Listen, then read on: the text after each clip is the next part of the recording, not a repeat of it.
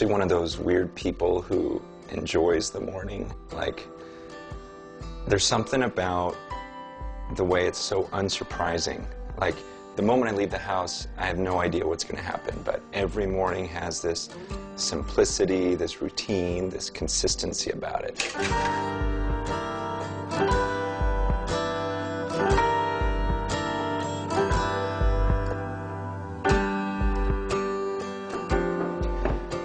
I speak pretty regularly at this one college. It's the same college every year, and I noticed something. There was this girl on the worship team, and every time I came there, it seemed like she was different.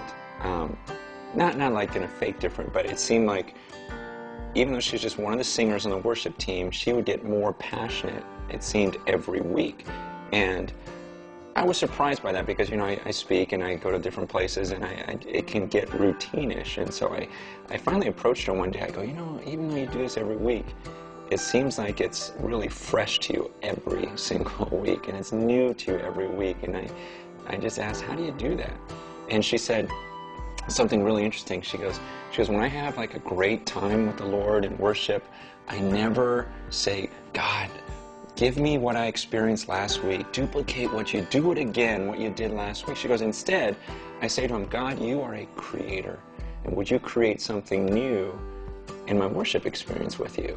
Would you give me a whole new perspective of you this time when I worship? And I thought, wow, that is so cool. I never thought of that aspect of God being a creator and wanting to create something new. And I thought, why don't I do that even when I pray, even when I have times alone with the Lord? Why don't I just pray and say, God, this time when I pray to you, this time when I spend time alone with you, I want us to be more intimate than ever before. Would you create a whole new experience with you?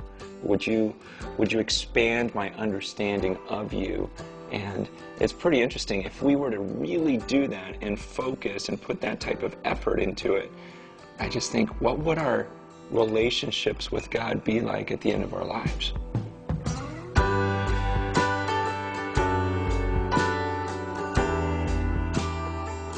When I was growing up, I remember every night we'd sit around the dinner table and my dad would make us pray every night before we ate. The crazy thing about it was we would pray the exact same prayer every night, like word for word, no variation. Either I would pray it or my brother would pray it or one of my sisters would pray it, but we would say word for word. And I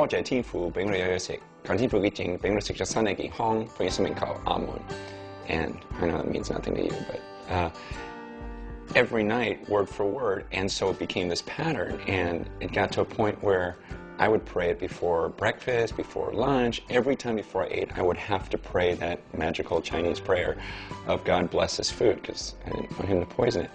And I look back at that and I think, wow, that's so ridiculous. Without exaggerating, I bet you I prayed that prayer at least 5,000 times over my lifetime, word for word. In fact, I remember one time, and this was the stupidest thing, I remember being in junior high and I was embarrassed. I was embarrassed that I believed in God. I was embarrassed to pray, but I knew we're at lunch and we're at this amusement park. It was a field trip. I still remember it. We were at this place called Great America, and a bunch of my friends were at this table. We got our food and our drinks, and I'm thinking, I got to pray before I eat, but I don't want anyone to see me. And so I still remember dropping my fork on purpose just so that I could bend over and pick it up. And on my way down, I'd be like, and no one would notice, and then I could eat my food. I was like, oh, good, it's blessed now. And you probably haven't done anything that stupid, but I think we all get into some sort of routine in our prayers to where it can become meaningless. Whether it's before meals or maybe you have a morning devotional time and you almost just sink into this prayer mode without thinking about what you're doing. And I think it hit me when I was in high school. One time I was at this kind of Christian retreat, and early in the morning I got up to pray and have my devotional time with God. And I remember sitting down, started to pray, started to read, and then I looked across the field and I saw the camp speaker, the guy that was giving all the messages that week. And he was across the field and he was praying and reading. And for some reason in my mind I started thinking, I bet you he prays differently than I do. Because, you know, as a kid, you look up to these guys that are at the pulpit and you think, wow, he's the speaker, he's the pastor, he must have such an amazing relationship with God. So I thought to myself, I bet you he prays differently. I bet you he is so close to God when he prays. I bet you he really thinks that he's in the presence of God. And so I thought to myself, okay, I'm going to pray like that this time. And I actually pictured myself speaking to someone, speaking to God. And it's weird, but I realized up until that point, I don't think I ever considered the fact that I was speaking to a person when I was praying. It became this routine or ritual to me. And so it began this pattern in my life where I thought, you know what, I want to think about him every time I pray. I want to think about who I'm speaking to because it makes such a difference. And what was crazy was the more I studied the scriptures, the more I read the Bible, and I would read these descriptions of God, the more it would change my prayer life because I would picture God differently. I would see him differently. It's like I remember when I first studied Revelation chapter 4, and I read John's description of God, of what it was like when he was in heaven.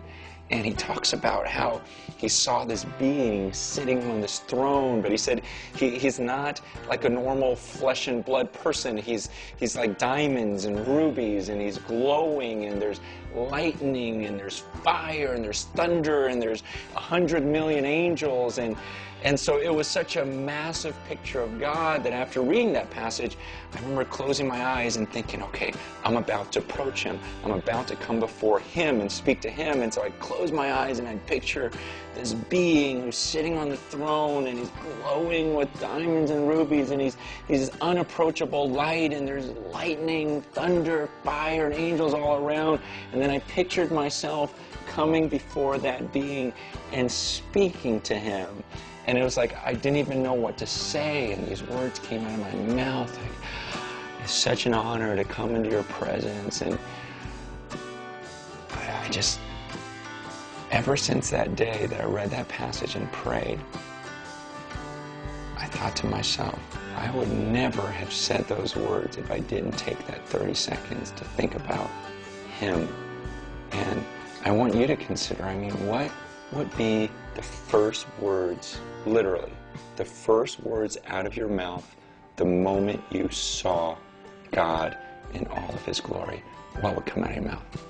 See, and that's what should come out of our mouths when we pray. Because what we're doing is we're coming before that God and speaking to him.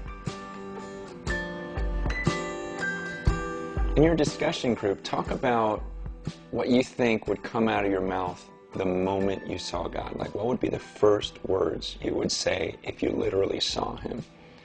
And also, after reading chapter 1, hopefully your relationship with God was different this week, that your prayer life was different this week. Talk about that. Talk about how it was different, or maybe if your relationship with God wasn't different enough, then talk about how you'd love to see it change.